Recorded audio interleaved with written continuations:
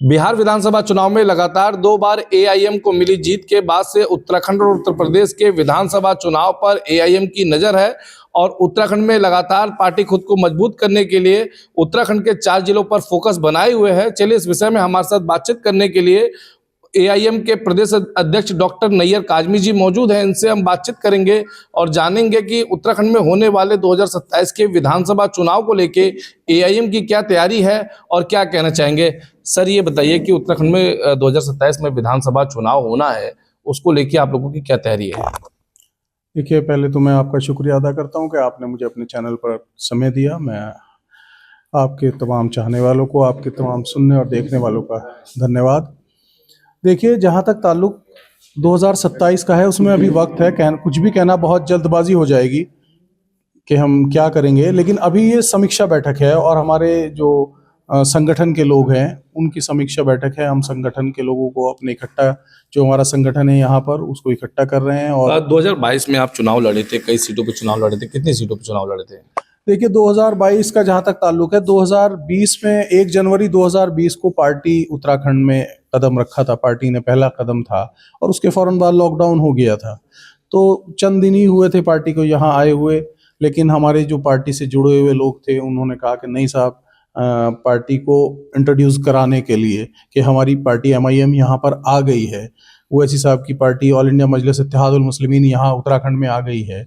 तो उसको लेकर हम लोग अपने कुछ प्रत्याशी, हमने जो हमारे संगठन के मजबूत साथी हमारे हैं, जो आज तक हमारे साथ है, जैसे कि इच्छा से आजम साहब हैं, ये हमारे साथ तभी से जब पार्टी यहाँ आई थी तब से पार्टी के साथ लगातार काम कर रहे हैं, जुड़े हुए हैं। तो इनको जिम्मेदारी दी थी कि ठीक है, पार्टी को इंट्रोड्यूस कराइए यहाँ। तो वो सिर्फ एक इंट्रोडक्शन था, जब तक हमारा संगठन भी नहीं था।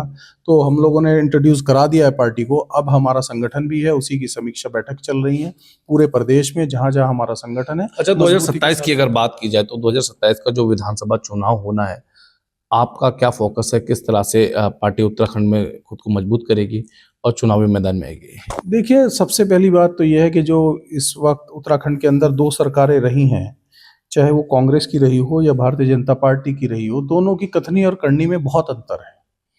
कहती कुछ है, करती कुछ है। जो मौजूदा पार्टी है वो कहती कुछ है और करती कुछ है।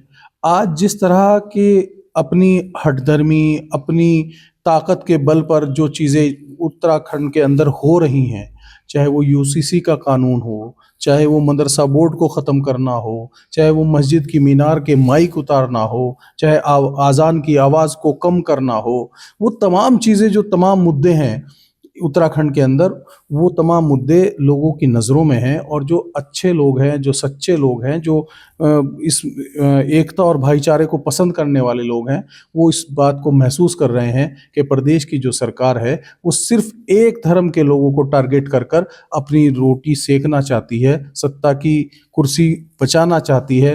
कभी मज़ार के ऊपर बुलडोज़र चलाकर अपनी सत्ता बचाना चाहती है, कभी गाँव के नाम बदल कर अपनी सत्ता। क्या आपकी पार्टी इन मुद्दों को लेकर कभी मैदान में उतरी? क्या कभी आपकी पार्टी इन मुद्दों को लेकर प्रदर्शन किया आपकी पार्टी ने उत्तराखंड में? हाँ, बिल्कुल किया। यूसीसी पर हमारा ही सिर्फ और सिर्फ एआईएमआईएम का ही विरोध दर्ज है। यूसीसी पर सभी की राय मांगी गई, हमने उसका विरोध किया, हमने उसकी मुखालफत की उस बिल की। लेकिन चूंकि हम सदन में नहीं हैं, हम सत्ता में नहीं हैं, हम विपक्ष में भी नहीं हैं, तो इसलिए हमारी बात सुनी कम जाती है। लेकिन हमारी पार्टी के संगठन के लोग, चाहे वो छोटा मुद्दा हो या बड़ा मुद्दा हो, अभी नंदा घाट का मामला हुआ था। घाट एक जगह है, नंदा नगर जिसे कहते हैं, वहाँ एक मुद्दा हुआ कि वहाँ पर एक किसी बच्ची के साथ छेड़खानी का मामला सामने आया। उसमें तमाम पूरे समाज को इन्वॉल्व कर कर उन्हें वहाँ से पलायन करना पड़ा।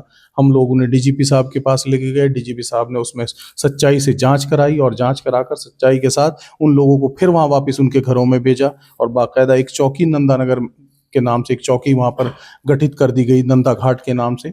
उस चौकी में सब इंस्पेक्टर और कांस्टेबल अब रहते हैं, सब लोग प्यार मोहब्बत से रह रहे हैं। तो ये पार्टी हमारी काम कर रही है। उत्तराखंड के मुख्यमंत्री लगातार एक बात कहते हैं कि उत्तराखंड का जो ढांचा है, जो देवभूमि का ढांचा है, उससे किसी भी प्रकार की छेड़छाड़ बर्दाश्त नहीं की जाएगी।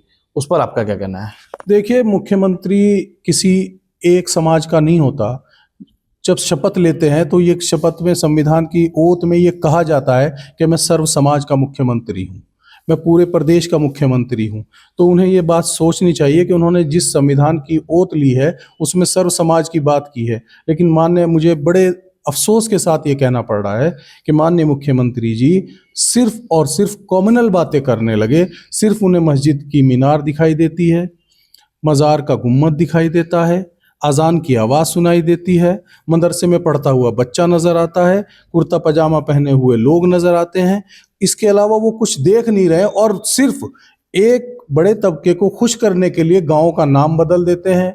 मेऊ वाला का राम वाला कर देते हैं, किसी और नाम का किसी और मोहम्मदपुर का नाम रामपुर कर देते हैं। इन चीज़ों से फर्क नहीं पड़ने वाला। आज प्रदेश की जनता पूछ रही है कि माननीय मुख्यमंत्री जी बताइए प्लान क्यों नहीं रुका, माननीय मुख्यमंत्री जी बताइए बेरोजगारी क्यों है, माननीय मुख्यमंत्री जी बताइए टूरिज्म कहाँ खत्म हो गया, माननीय मुख्यमंत्री जी बताइए कि हमारी जड़ी बूटियाँ जो दवाई हम लोग तैयार करते थे वो कहाँ है। आज पूरा प्रदेश किस पर चल रहा है? सिर्फ स्टैंप ड्यूटी बढ़ाई जा रही है, सर्किल रेट बढ़ाया जा रहा है, आप इन मुद्दों को लेके जमीन पे उतर रहे हैं, प्रदर्शन कर रहे हैं, संघर्ष कर रहे हैं? बिल्कुल, हम लोग बार बार इस बात को कह रहे हैं, हर जगह हम लोग इस मुद्दे को उठाते हैं, हर मंच सर आपके मंच से भी मैं इस मुद्दे को उठाना चाहता हूं। माननीय मुख्यमंत्री जवाब दें इस बात का कि वो क्यों इस तरह की चीजें प्रदेश के अंदर कर रहे हैं, किसानों के लिए क्या कर रहे हैं नहीं बता रहे हैं। सिर्फ कहते हैं आय 2 गुना हो जाएगी, माननीय प्रधानमंत्री जी कहते हैं आय 2 गुना हो जाएगी, लेकिन अभी तक कुछ नहीं हुआ। सब्सिडी मिलेगी नहीं मिल रही है, बच्चों को छात्रवृत्ति मिलती थी बंद कर दी गई, मुआवजे स्कॉलरशिप्स खत्म कर दी गई। ये तमाम चीज़ें सिर्फ ये है सरकार की नाकामियाँ हैं। लेकिन मुझे अफसोस के साथ कहना पड़ता है कि हमारा विपक्ष कमज़ोर है। प्रदेश के अंदर अगर विपक्ष मजबूत हो तो यकीनन जो नाकामियाँ हैं उन्हें उजागर करेगा और हम कोशिश करेंगे कि हम एक विपक्ष के रूप में इन नाकामियों को जनता के सामने लाएं। कांग्रेस और जो इंडिया गठबंधन है उसके लोग कहते हैं कि AIM जो है वो भारतीय जनता पार्टी की बी टीम है, उस पर आपका क्या कहना है? अब तो बहुत पुराना हो गया ये डायलॉग। अब क्या उत्तराखंड में बी टीम बन के काम कर रही है AIM कांग्रेस को हराने के लिए? अभी तो टीम ही बनी है, अभी ए और बी का तो सवाल ही पैदा नहीं है। तो अभी तो टीम तैयार कर रहे हैं हम। पहले टीम बन जाए, टीम बनेगी तो यहाँ फिर चुनाव लड़ेंगे और संवैधानिक हक है मेरा, मुझे चुनाव लड़ने से कोई नहीं रोक सकता। मेरी पार्टी एक देश की निर्वाचन आयोग ने मेरी पार्टी को रजिस्टर्ड किया है, वो पार्टी मेरी चुनाव कौन से जिले में चुनाव लड़ेंगे? देखिए, जिन सीटों पर हमारा संगठन मजबूती के साथ काम कर रहा फिर है, भी चाहे वो किच्छा हो, चाहे वो जसपुर हो, चाहे वो उधम सिंह नगर हो, चाहे वो हरिद्वार हो, चाहे देहरादून हो, हम उन तमाम सीटों पर चुनाव लड़ेंगे जहां हमारा संगठन मजबूत होगा।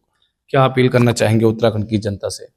मैं सिर्फ यही कहना चाहता हूं आपके माध्यम से, आपके चैनल के माध्यम से, कि उत्तराखंड की सम्मानित जनता, अब चूंकि आप पिछले 25 साल से दोनों को देख चुके हो, दोनों एक दूसरे के चचेरे भाई हैं। एक बार वो हमारी सवारी करता है, दूसरी बार दूसरा हमारी सवारी कर लेता है। और सिर्फ मजहब के नाम पर जो मौजूदा सरकार है वो सिर्फ मजहब के नाम पर हम लोगों का इस्तेमाल कर रही है, हमें आपस में लड़ा रही है, कभी मुझे कमज़ोर कर रही है, कभी आपको कमज़ोर कर रही है, बल्कि पूरे देश को और पूरे प्रदेश को कमज़ोर कर रहे हैं। तो मैं आपके माध्यम से कहना चाहता हूँ प्रदेश की आवाम से और देश की आवाम से कि एकता और भाईचारे का पैगाम दें, काम करने वाले को आगे लाएं, सच्चे लोगों को पहचानें और जो हमारे बीच में आस्तीन के सांप हैं उनको निकाल कर बाहर फेंकें। तो आपने सुना कि हमारे साथ बातचीत करने के लिए AIM के प्रदेश अध्यक्ष जी थे। इन्होंने हमसे खास बातचीत करते हुए बताया कि उत्तराखंड में AIM 2027 के विधानसभा चुनाव को लेकर कमर कस चुकी है और लगातार जो अलग अलग विधानसभा हैं उसका ये भ्रमण भी कर रहे हैं और कार्यकर्ताओं से मुलाकात कर रहे हैं। कार्यकर्ताओं से मुलाकात करके वहाँ जो जमीनी स्थिति है उसको जानने का प्रयास कर रहे हैं ताकि 2027 के विधानसभा चुनाव में AIM मजबूती से चुनाव लड़के अधिक से अधिक सीटें जीत सके। ABP गंगा, खबर आपकी, जुबान आपकी।